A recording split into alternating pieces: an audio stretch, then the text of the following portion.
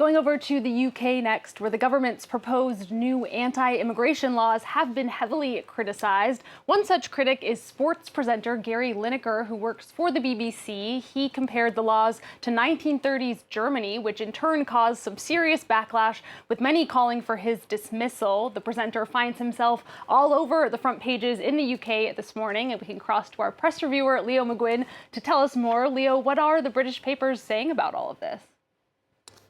As you say, Alison, Gary Lineker is all over the front pages of the UK press this morning, as opposed to the back pages, which he's perhaps more used to.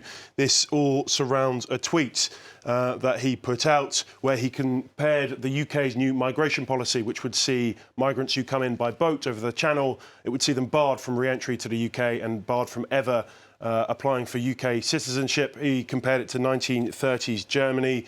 That has had quite the reaction. And as you can see, the UK papers, many UK papers leading with it this morning. The Daily Mail asking, is Gary Lineker about to be sacked from his job? Some claim that it's a breach of the BBC's impartiality rule. On the front page of The Mirror, Gary Lineker said he won't back down, he won't be silenced, he wants to speak up for those without a voice. The government have hit back at Lineker. The Home Secretary, Suella Braverman, said that these comments were distasteful and extremely disappointing. BBC have said they're going to have a frank discussion with Lineker, and it's not the first time he was pulled up on breaching the impartiality rules previously, so it's interesting to see how this will play out with the BBC. Yeah, we'll definitely be keeping an eye on that. We're going to cross to the United States next, Leo. The drugstore chain Walgreens has been under pressure this week for not dispensing an abortion pill in some states. Tell us more.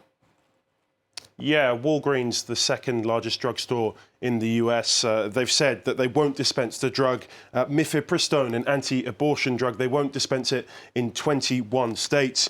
It's caused considerable backlash. This is the Washington Post, an opinion piece. They say that Walgreens are now paying the price for this decision. According to them, the chain are trying to sit on the fence. They're trying to appease both pro-abortion and anti-abortion groups, and in doing so, they've actually angered both. The hashtag boycott Walgreens has been trending all over Twitter. Also, anti-abortion advocates have taken a stance outside some of the stores where they are actually selling the pill. The Wall Street Journal also have this. It highlights the complexity of the problem in the States since Roe v. Wade was repealed. The New York Times reports that even one senator, a Democratic senator, has gone as far as saying his state, California, won't do any more business with Walgreens. And on the other side, the Republicans have said they'll take legal action if the drugstore start to sell the pills in states where abortion is illegal. This whole thing has caused Walgreens stock to fall by 5% in just a few days. All right, another story to follow. We'll see how Walgreens reacts to all of that backlash.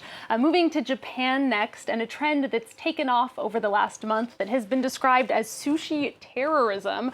The fad could even go so far as threatening the future of how sushi is consumed. Leo, tell us more. This trend in Japan is blowing up, as you say, over the last month or so, and it's actually pretty disgusting what it is. Basically, pranksters record themselves taking sushi or soy bottles off the conveyor belts, licking it and putting it back on.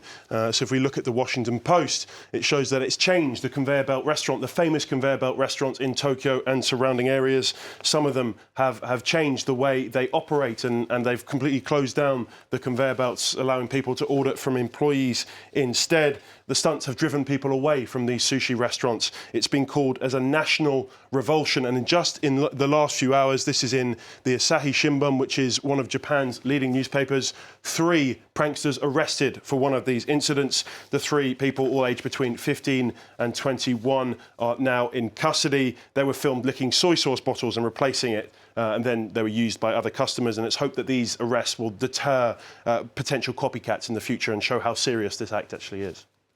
Definitely. A change of pace now, Leo. The Oscar ceremony is taking place this Sunday, but you're not going to focus on who might win Best Picture or any of the other awards, Leo. You're going to tell us about what is going to be in this year's gift bag.